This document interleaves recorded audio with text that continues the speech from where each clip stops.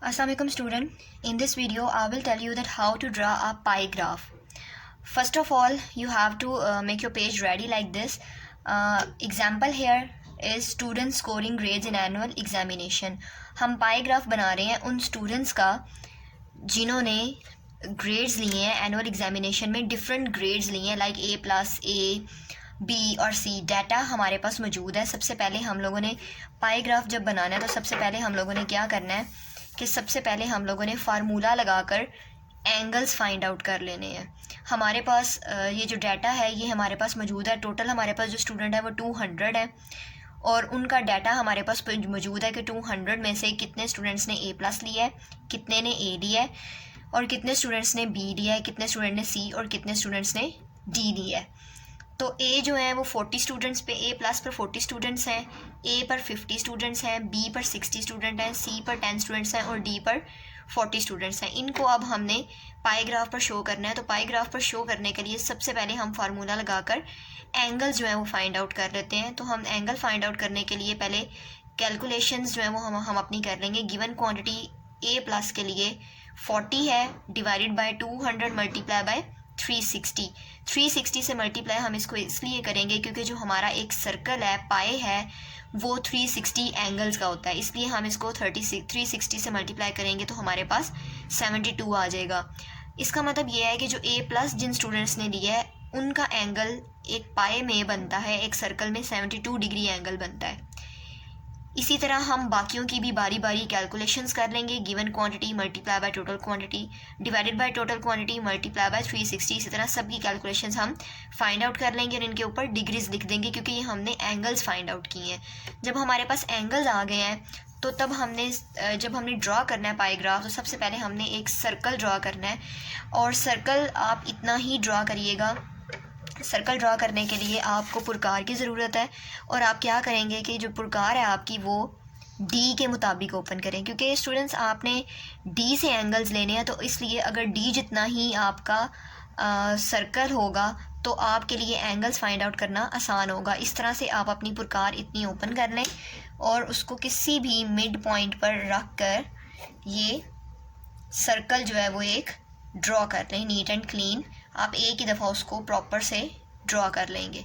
जब आपने ड्रॉ कर लिया तो ये जो आपका मिड पॉइंट है इसको आपने माइंड में रखना है क्योंकि आपने सर्कल को हाफ भी करना है. ये मैं आपको पहले बता चुकी हूँ पाई ग्राफ में कि आपने सर्कल को हाफ क्यों करना है क्योंकि आपका जो अब जो हमने वो पॉइंट लिया था, जिस पॉइंट पर रख कर हमने ड्रॉ किया था, उस पॉइंट पे लेके हम लाइन ड्रॉ कर लेंगे. हम अपने सर्कल को सेमी सर्कल बना देंगे. और सेमी सर्कल हमने क्यों बनाना है क्योंकि जो हमारे पास हमारा प्रोटेक्टर है D है वो भी सेमी सर्कल ही होता है.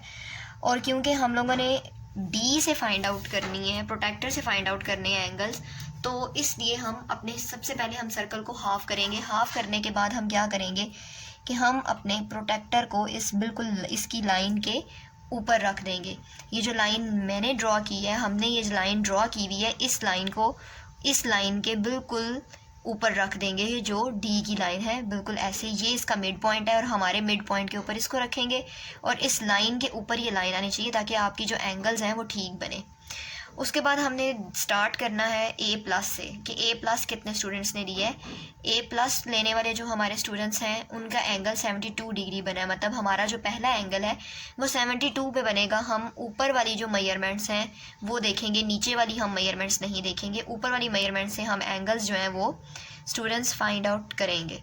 72 पे बनाना है तो हम यहाँ से फाइंड आउट करेंगे 0, 10, 20, 30, 40, 50, 60, 70. ये हमारे पास 70 है.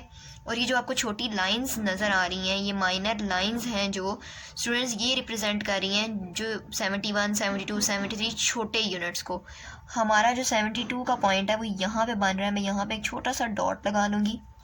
यहाँ पे हमने डॉट लगा लिया. अब डॉट लगाने के बाद मैं इस लाइन को हमारे ये जो मिड पॉइंट है इसके साथ कनेक्ट कर देंगे. आपने मिड पे भी एक डॉट लगा लेना है और ये हमारा बन गया है एंगल 72 डिग्री का.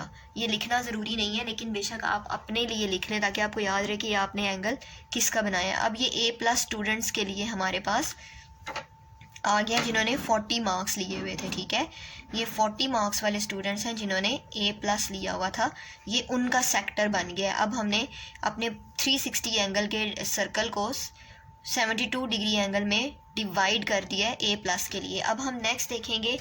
नेक्स्ट अगर हम देखें तो जिन्होंने A लिया है उनका एंगल हमारे पास 90 डिग्री आ रहा है। फार्मूला लगाने के बाद 90 डिग्री के लिए सेकंड, मैंने आपको वीडियो में भी बताया था कि जब आपने सेकंड एंगल लेना है तो हम क्या करेंगे, हम दोबारा से इसको ऐसे नहीं रखेंगे। अब हम क्या करेंगे कि हम ये जो हमारे पास सेकंड लाइन आ रही है, दिस लाइन, ये जो लाइन है, अब हम D को इस पे रखेंगे। ये जो हमारी D की 0 लाइन है, अब हम इस लाइन को इस लाइन के ऊपर रखेंगे और हम अपना अगला एंगल जो है वो फाइंड आउट करेंगे। मिड पॉइंट हमारा यही रहेगा जहाँ पर हमने रख कर पुरकार एंगल बनाया था, उसी पर हम डॉट लगा देंगे और उसी से हम सारे एंगल्स निकालेंगे। ये देखें, मैंने बिल्कुल ये जो हमारा D का पॉइंट है मिड, उसी को मैंने अपने मिड पॉइंट पर रखा है और ये एंगल को मैंने एडजस्ट कर दिया। अगर आप एंगल ठीक से D को, प्रोटेक्टर को यहाँ पर एडजस्ट नहीं करेंगे तो आपके एंगल्स नहीं ठीक आएंगे। ये वाला मिड पॉइंट बिल्कुल मिड पॉइंट के ऊपर होना चाहिए और ये लाइन जो है वो बिल्कुल एग्जैक्ट आपकी इसी लाइन के ऊपर होना चाहिए, इस लाइन के ऊपर जो आपने लाइन ड्रॉ की हुई है। अब हम स्टूडेंट्स 90 डिग्री का एंगल फाइंड आउट करेंगे उसी तरह से।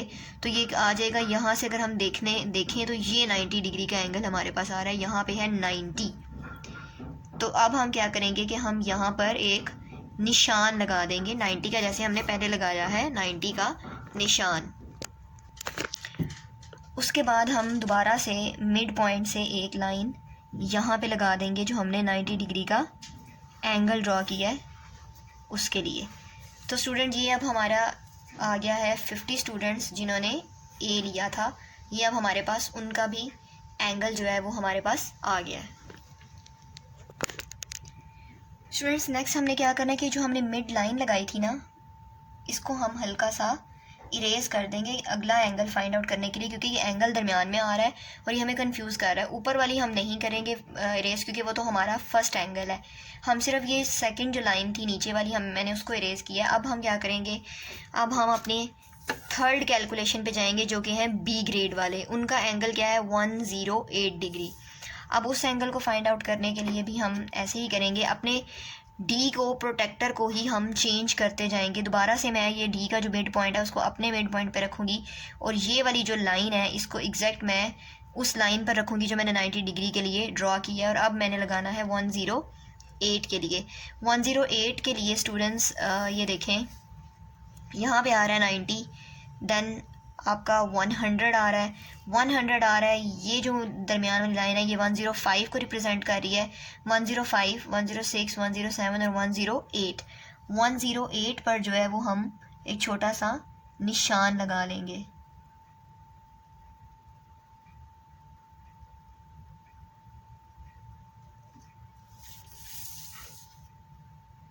और दोबारा से हम इसको इस निशान के साथ मिला देंगे और लाइन बना देंगे। तो ये हमारे पास B वालों का भी आ गया, जो कि कितने स्टूडेंट्स हैं, 60। देखिए स्टूडेंट्स, मैं एंगल्स नहीं लिख रही, मैंने आपको वीडियो में भी बताया था, पाईग्राफ की वीडियो में, कि हम एंगल्स नहीं लिखेंगे। हम यहाँ पे एंगल्स के नेम नहीं लिखेंगे, एंगल्स की डिग्रीज नहीं लिखेंगे, हम अपना डाटा ही लिखेंगे जो हम फाइंड आउट कर रहे हैं। अब नेक्स्ट जो है वो हमारे पास C आ जाता है, और C जिन्होंने ग्रेड लिया है स्टूडेंट्स ने, उनका हमारे पास 18 डिग्री आया है। इसी तरह से अब हम क्या करेंगे, यही मिड पॉइंट रहेगा, यही मिड पॉइंट होगा हमारा, और हम अपने D को जो है वो दोबारा से मोड़ देंगे इसी तरह से। स्टूडेंट्स, हमने इसी तरह से D को मोड़ते जाना है। जैसे ये देखें, हमने फर्स्ट यहाँ से शुरू किया था, इस तरह से शुरू किया था, तो मैंने अपने D को इस तरह से जो है वो मोड़ती आई हूँ, टर्न करती आई हूँ, क्योंकि इसी तरह से ये प्रॉपर सर्कल बनेगा। और अभी भी हम इसी तरह से इसको टर्न करेंगे। अब हम इसको बिल्कुल सीधा ले आएंगे क्योंकि हम ऊपर वाली साइड पे आ गए हैं। मिड पॉइंट पर इसका मिड पॉइंट, इस लाइन पर ये वाली लाइन, और अब हमने 18 डिग्री के लिए फाइंड आउट करना है। 18 डिग्री के लिए जब हम फाइंड आउट करेंगे तो ये हमारा 10 है, ये 15 की लाइन है, और उसके बाद हम छोटी यूनिट्स को हम छोटी माइनर लाइन से जो है वो पॉइंट बना लेंगे उसका। तो यहाँ पर जो है वो हमारे पास आ जाएगा 18, 15, 16, 17 एंड 18। ये हमारे पास आ जाता है 18 का।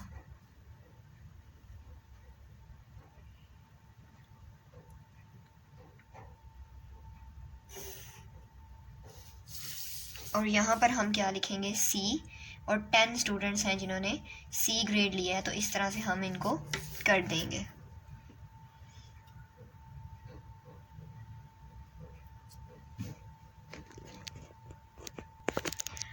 Okay students, now moving on to the last one, D students, D grade जितने स्टूडेंट्स ने लिया है वो 40 स्टूडेंट्स थे, और जब हमने उनका एंगल फाइंड आउट किया तो उनका भी 72 डिग्री ही एंगल बना। अब हम अपना लास्ट एंगल देखेंगे कि क्या हमने ये सारे एंगल ठीक बनाए हैं, और जब हम अपना लास्ट एंगल लेंगे तो हमें एग्जैक्ट पता चल जाएगा। अगर कोई स्पेस नहीं बचेगी इस पर एक्स्ट्रा, तो इट्स मीन कि हमारा पाईग्राफ ठीक बन गया। अब लास्ट एंगल के लिए, क्योंकि हमारी लास्ट प्रीवियस लाइन ये थी, तो लास्ट एंगल लेने के लिए हम यहाँ पर डी को रखेंगे, मिड पॉइंट वही होगा, ये मिड पॉइंट इसका आ जाएगा, और ये वाली लाइन एग्जैक्ट मैंने बिल्कुल इसी लाइन के ऊपर जो है वो रखी हुई है। अब आप देख सकते हैं कि हमारा लास्ट एंगल जो है वो 72 था, तो अगर हम इसको भी काउंट करें तो ये 70, और ये जो मैंने मिड लाइन लगाई हुई है पहले एंगल के लिए लाइन लगाई थी, बिल्कुल 72 उसी लाइन के ऊपर आ रहा है। इसका मतलब है कि ये जो पोर्शन ये बना है ये बिल्कुल 72 डिग्री एंगल का ही है, और हमारी कैलकुलेशंस बिल्कुल ठीक है। अगर यहाँ पर लास्ट जब आप एंगल लेते हो तो यहाँ पर एग्जैक्ट 72 नहीं बचता एंगल, जो कि हमारा लास्ट एंगल 72 है। तो यहाँ पर देखें, अभी मैंने आपके सामने करके बताया, मैं दोबारा से आप लोगों को दिखाती हूँ। ये देखें 70 और 72 पर ही बिल्कुल ये लाइन मिड वाली शो हो रही है, तो ये 72 का ही बन रहा है, हमें मैयर लेना ही पड़ा, जगह बची ही उतनी है, क्योंकि ये पूरा टोटल 360 था। अगर आप इन सारे इनको प्लस करते हैं, 72 प्लस 90 108 प्लस 18 72, तो अगर आप इनको प्लस करेंगे तो ये टोटल 360 एंगल्स ही बनते हैं, और ये एक पूरा सर्कल भी 360 एंगल्स का ही होता है। तो हमने 360 एंगल्स के ये डिफरेंट सेक्टर्स अपनी कैलकुलेशन के मुताबिक फाइंड आउट किए हैं। तो अगर ये एग्जैक्ट आएगा, कोई एक्स्ट्रा स्पेस नहीं बचेगी, तो इट्स मीन कि हमारी कैलकुलेशंस बिल्कुल ठीक है। लेकिन अगर लास्ट एंगल लेते हुए मेरे पास यहाँ पर 90 पे आ जाती है लाइन, और 72 एंगल मैंने लेना होता और कुछ पॉइंट्स बच जाते, तो इट्स मीन कि मेरी कैलकुलेशन नहीं है ठीक, और वो आपको दोबारा बनानी चाहिए। आपकी कैलकुलेशंस बिल्कुल ठीक होनी चाहिए, और एंड पर जो आपके पास आएगा 72, ये उतनी ही स्पेस बचनी चाहिए। एक्स्ट्रा होगा तो इट्स मीन आपने पीछे या तो प्रोटेक्टर ठीक से सेट नहीं किया। फॉर एग्जाम्पल इसका ये जो मिड पॉइंट है, ये जो मिड पॉइंट है स्टूडेंट्स, इस मिड पॉइंट को आपने एग्जैक्टली इस मिड पॉइंट पर रखना है, और ये जो आपकी लाइन है जो ज़ीरो पर लाइन होती है, ये वाली लाइन नहीं, प्रोटेक्टर को नहीं रखना, ये जो लाइन है इस लाइन को आपने इन लाइंस के ऊपर रख कर एंगल्स फाइंड आउट करने हैं। और इस तरह से ये अब आपका पाईग्राफ बन गया, और ये जो स्टूडेंट्स ने ग्रेड लिए हैं अब इस पाईग्राफ पर शो हो रहे हैं। आप ग्रेड्स भी साथ लिख दें और यहाँ पर भी लिख दें। लास्ट पर आपने क्या करना है कि आपने इनको डिफरेंट कलर्स देने हैं, और जो भी आप कलर करेंगे वो आपने यहाँ पर लिख देना है। फॉर एग्जांपल आप यहाँ पर की बना देंगे, A+ लिखेंगे, और यहाँ पर एक बॉक्स बनाएंगे। फॉर एग्जांपल आपने A+ वाले सेक्टर को रेड कलर देना है, तो यहाँ पर इस बॉक्स में आप रेड कलर दे देंगे। उसके बाद आप A लिखेंगे, अगेन बॉक्स बनाएंगे। फॉर एग्जांपल A ग्रेड वालों को आपने ग्रीन सेक्टर, इस सेक्टर को आपने ग्रीन करना है, तो आप यहाँ पर ग्रीन कलर कर दें। इसी तरह से B है, जो कलर देना है वो आप यहाँ पर छोटा सा बॉक्स बनाकर उसमें कलर करेंगे, ताकि पाईग्राफ की यहाँ पर ये की बन जाए, ताकि किसी और जो कोई और आपका आप देखे पाईग्राफ तो उसको समझ आ जाए कि आपने एग्जैक्टली कैसे कैलकुलेशंस की हैं। तो ये आपका पाईग्राफ जो है वो अब रेडी हो गया है, और आप इसमें कलर कर सकते हैं इन लाइंस को। ये जो लाइंस हैं आप मार्कर से भी लगा सकते हैं, बाउंड्रीज दे सकते हैं to make it more presentable. I hope that now you properly understand it, that how to draw a pie graph. Thank you.